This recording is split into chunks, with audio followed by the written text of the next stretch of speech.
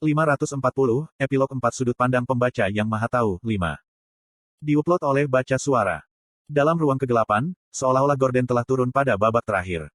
Han Suyong membuka matanya dalam kegelapan ini. Mata kebenaran meluas dan mulai memancarkan sinar cahaya redup, dan lambat laun, dia bisa melihat sekelilingnya dengan lebih baik.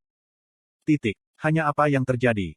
Anda telah salah menyelaraskan dan memecahkan probabilitas memutuskan garis dunia. Tindakanmu telah memengaruhi impian paling kuno, tidak terbaca. Impian paling kuno, tidak terbaca berubah. Kemudian, pesan yang tidak dapat dipahami melayang berikutnya. Tapi tidak ada yang penting. Yang penting adalah menyelamatkan Kim Dokja. Han Suyong memusatkan pandangannya ke kehadiran yang dia ambil di depannya.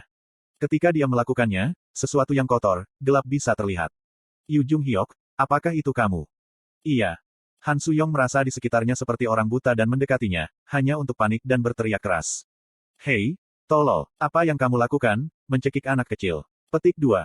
Ini bukan anak kecil, ini Kim Dokja. Petik 2. Itu adalah Kim Dokja yang dibohongi anak. Dia buru-buru mengambil Kim Dokja darinya dan mendekatkan jarinya ke hidung kecil. Dia merasakan napas yang sangat samar dan dangkal. Tetapi mengapa ini? Sesuatu tentang keadaannya saat ini terasa salah. Hanya ada apa dengan perasaan ini bahwa dia mungkin hancur berkeping-keping setiap saat. Apa yang salah dengan dia? Fabelnya telah rusak terlalu luas. Saya sudah memberinya pil hidup dan mati, tapi ini tidak bekerja. Petik 2. Mereka membutuhkan Yi Seol Hua. Namun, tidak satu pun dari kehadiran rekan mereka yang bisa dirasakan di dekatnya. Tampaknya hanya Yu Jung Hyok, Kim Dokja, dan dirinya yang terjebak dalam ruang terpisah ini. Dengan mata bermusuhan, Han Suyong menatap sekelilingnya. Hanya ada satu pelakunya yang mampu melakukan hal seperti ini. Tembok keempat. Hentikan ini dan biarkan kami pergi. Petik 2. Seiring dengan suara, Su Cucut, siluet samar-samar muncul dalam kegelapan. Seorang bocah Dokkaebi mengenakan fedora berdiri di sana. Wajahnya dipenuhi dengan kesedihan dan kemurnian yang tak terlukiskan. Han Suyong mempelajari tembok keempat sebentar, sebelum menanyakannya. Petik 2. Apakah itu penampilan aslimu? Betul. Itu tidak lagi menyerupai sosok yang dia lihat dalam ingatannya. Tidak ada tanda Dokkaebi setengah baya yang bisa dilihat di wajah itu. Tembok keempat menyapanya. Sangat lama untuk saya. Han Suyong memikirkan sesuatu. Mungkin tembok keempat berada di kapal yang sama dengan Kim Dokja. Itu juga bisa melupakan segalanya dan secara bertahap berubah menjadi seorang anak sambil bertahan dalam waktu yang tak terhitung. Sambil memperbaiki pakaian Kim Dokja, Han Suyong bertanya. Anda melindungi Kim Dokja karena pesanan saya, bukan? Aku juga akan. Anda memberi Kim Dokja file teks, cara bertahan hidup, kan? Kamu terus membantunya setelah itu juga. Petik 2. Tembok keempat tidak menjawab. Tidak, itu hanya menatap Kim Dokja dengan mata samar seseorang menggali kenangan yang sangat lama. Suara Han Suyong sekarang menunjukkan sedikit kemarahan. Tapi, mengapa kamu membiarkan Kim Dokja berakhir di negara ini? Katakan sesuatu. Apa yang kau pikirkan untuk dibiarkan? Petik 2. Kamu tidak tahu apa yang sebenarnya diinginkan pembaca. Tembok keempat tidak lagi tergagap dengan kata-katanya. Kalian semua benar-benar tidak tahu apa-apa. Petik 2.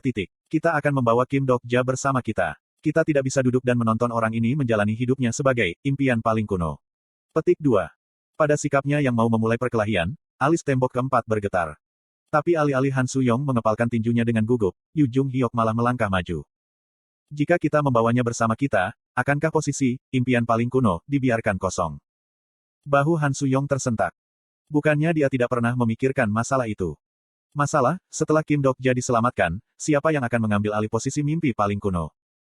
Dunia ini dipertahankan semata-mata karena impian paling kuno bermimpi. Di alam semesta yang dioperasikan hanya melalui pengorbanan seseorang, seseorang harus menjadi eksistensi yang bermimpi. Yu Jung Hyok membuka mulutnya. Aku akan mengambil alih. Apa? Hei, omong kosong apa yang kamu keluarkan sekarang? Petik 2. Aku mencoba mengatakan bahwa aku akan menjadi impian paling kuno yang baru. Bagaimana kamu bisa melakukan itu ketika kamu bahkan tidak memiliki sedikit imajinasi? Tidak, biarkan aku yang melakukannya. Saya bisa melakukannya jauh lebih baik daripada Kim Dokja ini di sini. Itu sebabnya. Petik 2. Han Suyong terus mengoceh, meskipun dia tidak benar-benar mengerti apa yang dikatakan mulutnya.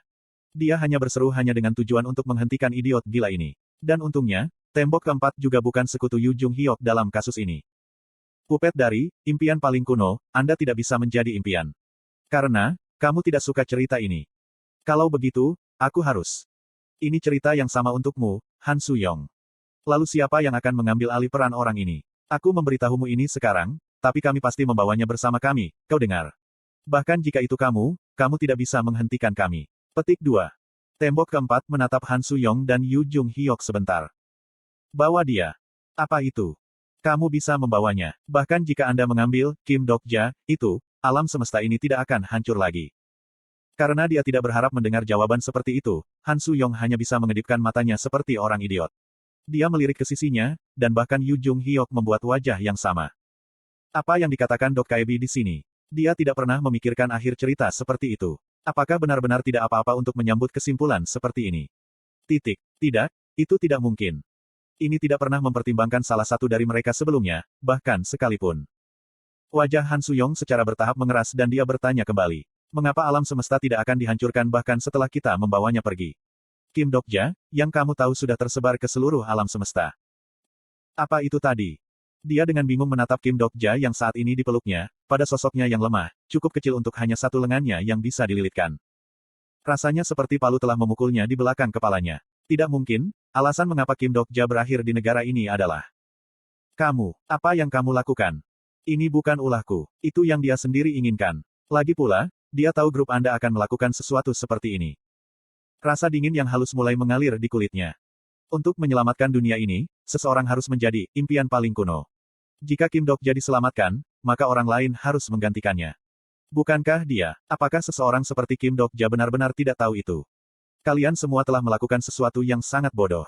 Kesimpulan yang diinginkan pembaca adalah satu-satunya kesimpulan. Mengapa Anda mencoba mengubahnya? Ekspresi tembok keempat yang menatapnya membuatnya merinding. Emosi negatif yang bukan kebencian atau dendam, bahkan kesedihan, sekarang diarahkan ke arahnya dan Yu Jung Hyok. Kamu seharusnya tidak serakah. Tidak, kamu harus menyelesaikannya 49% Kim Dokja. Seiring dengan suara yang secara bertahap pecah, waktu dan ruang di sekitarnya mulai berubah. Apakah kamu sekutu ini, kamu harus bangun sebagai khusus. Apakah Anda harus percaya pada proper conclusion apakah akan melakukannya untuk Anda ketika Anda menetapkan undang-undang yang berlaku? Bahkan sebelum dia bisa menjawab, lingkungan sekitarnya menjadi lebih cerah. Oh banyak have misses at up your conclusion, dan kamu tidak akan menjadi comme miserable. Ketika Han Suyong membuka matanya lagi, dia mendapati dirinya berdiri di Seoul, Gwanghwamun dari perubahan regresi ke 1865. Lokasi di mana kelompoknya disiapkan untuk skenario. Snow melayang turun di landmark ini yang telah melihat kesimpulan terakhir dari skenario. Dia diam-diam menatap kepingan salju yang jatuh satu per satu. Dia perlahan-lahan menurunkan pandangannya dan melihat Kim Dokja kecil, masih bersarang di pelukannya. Napasnya tetap berirama. Menguasai. Yi Jihye berlari ke arah mereka dari kejauhan. Bahkan Yu Sang-ah dan Jong Hui-won segera berlari di sebelahnya juga bisa terlihat. Teman-teman yang lain selamat. Su Yong-si. Bagaimana dengan Dokja-si? Petik 2. Bahkan sebelum Han Suyong bisa mengatakan sesuatu, Yang Ha-yong dengan cepat menyambar dan memeluk Kim Dokja. Kim Dokja. Tangannya, sedingin es. Apakah ada yang punya sarung tangan? Petik 2. Para sahabat dengan cepat mengepung Kim Dokja. Masing-masing dari mereka mabuk emosi mereka sendiri. Jong Hui-won memegangi pipi pucat Kim Dokja yang menangis, sementara Yi Hyun-seong dan boneka beruangnya dengan hati-hati membungkus kaki telanjang Kim Dokja. Bahkan Yu Sang-ah tidak bisa menahan air matanya saat ini. Baik Shin Yuseng dan Yi Gil-yong tampaknya juga akan pingsan. Sosok Gong Pil-du yang duduk di bangku terdekat bisa dilihat, sibuk mengisap rokoknya seolah tontonan itu terlalu konyol untuk diikutsertakan. Petik 2. Apakah Dokja sedang tidur sekarang? Yi Su-gyeong menanyakan itu, dan Han Suyong mengangguk sebagai jawaban. Gerakan kecil itu yang bisa dia lakukan setelah memeras setiap sisa energinya yang tersisa. Para sahabat akhirnya berhasil mengendalikan emosi mereka dan mulai berbicara secara bergantian. Yang pertama melangkah sambil menggulung lengan bajunya adalah Jong Hui-won. Aku benar-benar akan menjebaknya kali ini. Tepat di depan kompleks industri, tidak kurang. Aku tidak bercanda di sini, jadi kalian semua, jangan mencoba menghentikanku. Petik 2. Meski begitu, Dokja-si saat ini adalah seorang anak. Ngomong-ngomong, akankah Jusi tetap di negara ini selamanya? Hyung, bangun, kumohon. Anda berpura-pura tertidur karena betapa malunya Anda, bukan? Petik 2. Apakah dia semakin muda sebagai efek samping dari sesuatu? Yi Jihye ragu-ragu sedikit tiba-tiba berteriak dengan suara yang cerah. Siapa yang peduli kalau dia semakin muda? Kita bisa membesarkannya, kan? Petik 2. Apakah itu berarti aku bisa pergi ke sekolah yang sama dengan Hyung? Hei, kamu pikir Jusi benar-benar menjadi anak kecil seperti kamu? Jadi, selama beberapa menit berikutnya, mereka bertengkar dan bercanda seperti ini.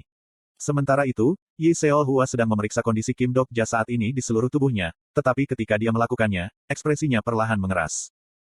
Ketika Dokja Jusi bangun, dia akan mengingat kita, kan? Tidak akan seperti, dia kehilangan sebagian besar ingatannya atau apa. Petik 2. Han Suyong tidak bisa mengatakan satu hal pun kepada teman seperti itu. Dia terus menggerakkan bibirnya ke atas dan ke bawah berkali-kali. Itu belum pasti, mereka tidak bisa mempercayai semua yang dikatakan dinding busuk, itu sebabnya mereka. Petik 2 titik. Kalian berdua, kenapa kamu diam saja sampai sekarang? Petik 2. Han Suyong buru-buru menghindari memenuhi pandangan setelah mendengar pertanyaan Yu Sangah. Su Yongxi. Segera setelah itu, tatapan Yu Sangah beralih ke Yu Jung-hyuk. Dan kemudian, dia menyaksikan pemandangan yang mengejutkan. Petik 2. Kamu Jung-hyuk-si. Ekspresi Yu Jung-hyuk membeku pucat pasi. Dan seolah-olah dia telah kehilangan tembok pelindung pikirannya, dia tampaknya juga menggumamkan sesuatu pada dirinya sendiri. Yu Sangah telah melihat pemandangan seperti itu sebelumnya. Kembali di dunia iblis ke-73, ketika Kim Dok-ja tidak ada di samping Dewa Luar. Dia dengan cepat menyapu melewati teman-teman dan memegang pergelangan tangan Kim Dok-ja. Sangat rapuh sehingga bisa pecah kapan saja. Denyut nadi itu sendiri juga lemah. Namun, dia bukan dokter jadi ini tidak banyak bercerita padanya. Dia bertanya pada Yi Seol Hua selanjutnya. Seol Hua si, Dok-ja si saat ini, ada apa? Petik 2. Jiwanya telah benar-benar rusak. Jiwanya rusak. Pada saat itu, bayangan yang serupa dilemparkan ke wajah para sahabat. Namun, itu tidak berlangsung lama. Jong Hui Won berbicara lebih dulu. Aku yakin ada jalan, kan? Maksudku, kita pernah menyembuhkan sesuatu seperti itu sebelumnya. Petik 2. Memang, mereka pernah mengalami kejadian serupa dengan ini di masa lalu. Kerusakan jiwa seseorang berarti kerusakan pada fabel seseorang, kerusakan pada tema seseorang.